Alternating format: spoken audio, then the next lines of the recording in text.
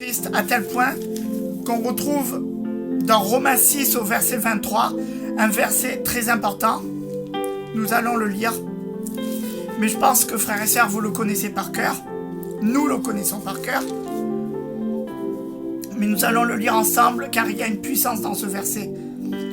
Car le salaire du péché, c'est la mort, mais le don gratuit de Dieu, c'est la vie éternelle en Jésus-Christ, notre Seigneur. Je relis au nom de Jésus. Car le salaire du péché, c'est la mort, mais le don gratuit de Dieu, c'est la vie éternelle en Jésus-Christ, notre Seigneur. Oui, frères et sœurs, on voit là qu'il y a un transfert. L'ancienne alliance était finie, était quasiment morte, voilà. Mais on voit la nouvelle alliance, l'arrivée de Jésus. Jean 3,16, car Dieu a tant aimé le monde qu'il a donné son Fils unique Jésus-Christ, afin que quiconque qui croit en lui ne périsse point, mais qu'il ait la vie éternelle. Dieu, dans son amour, frères et sœurs, il a résolu le problème en donnant son Fils unique Jésus-Christ pour nous racheter. Oui, Dieu nous a rachetés, il nous aimait tellement qu'il nous a rachetés par le sang de Jésus. C'est vraiment merveilleux, ça, frères et sœurs. Est-ce qu'on aurait pu imaginer, alors qu'on était perdus, on était voués à la mort, à la destruction, mais Dieu, dans son amour, il a envoyé son Fils. Est-ce qu'un père sur cette terre pourrait faire ça, donnerait son Fils pour racheter toute une humanité du péché, de la perversité des hommes? Mais Dieu, il l'a fait, frères et sœurs. Et ainsi, vraiment, une nouvelle alliance est établie. Nous allons prendre dans l'épître aux Hébreux. Ah, j'aime trop l'épître aux Hébreux, frères et sœurs. J'aime tellement l'épître aux Hébreux. Et je vous invite vraiment à méditer cette épître, car il y a une puissance merveilleuse dedans. Il y a une puissance, frères et sœurs, dans l'épître aux Hébreux. Hébreux 7, verset 22. Jésus est par cela même le garant d'une alliance plus excellente. Je relis au nom de Jésus. Jésus est par cela même le garant d'une alliance encore plus excellente. Le garant d'une alliance encore plus excellente. L'alliance par son sang, frères et sœurs, c'est le sang de l'alliance qui nous rachète. Lorsque nous faisons la Sainte Seine, Jésus, il le dit, le sang de l'alliance qui nous rachète, frères et sœurs. Une alliance qui est fondée sur le sacrifice de Christ. Et si on reprend le mot Tintemi, qu'on a vu tout à l'heure, Tintemi signifie fixer, établir. Et l'alliance est fixée, l'alliance est Tintemi sur le sacrifice de Christ, qui a été obéissant. Il a été loyal envers son Père jusque dans la mort. On peut le retrouver dans Ésaïe qui prophétisait plusieurs siècles avant que Christ serait obéissant jusque dans la mort.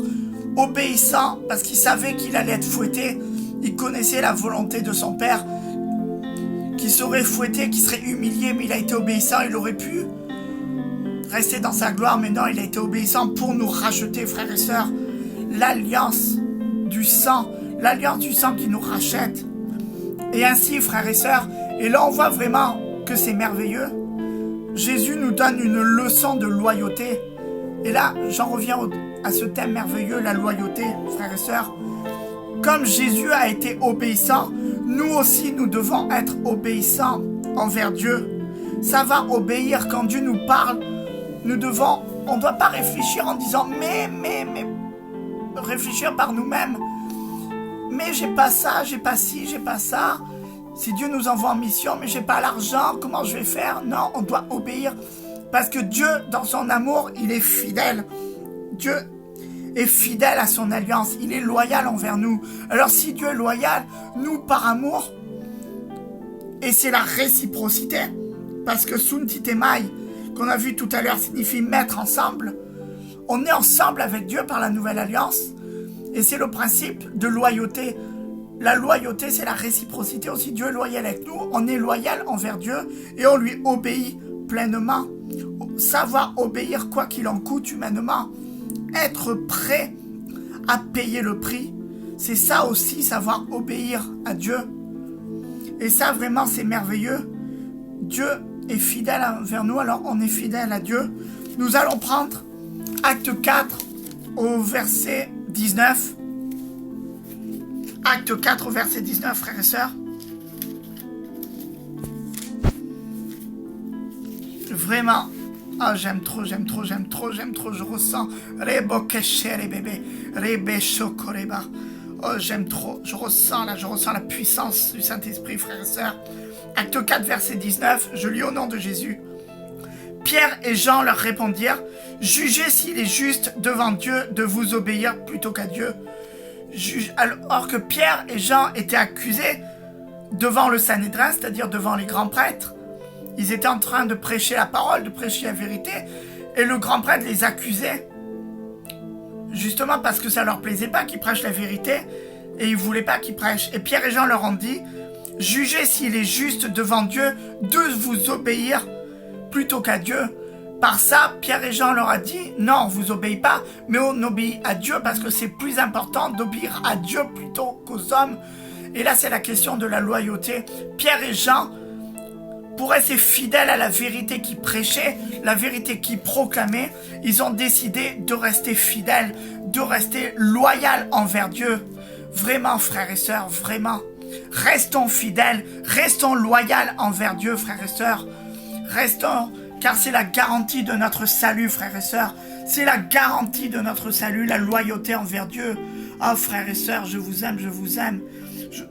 Vraiment, que le Saint-Esprit vous parle, vous touche, vous bénisse. Soyez bénis, frères et sœurs, je vous aime. Passez une très bonne après-midi dans la présence du Seigneur. Amen.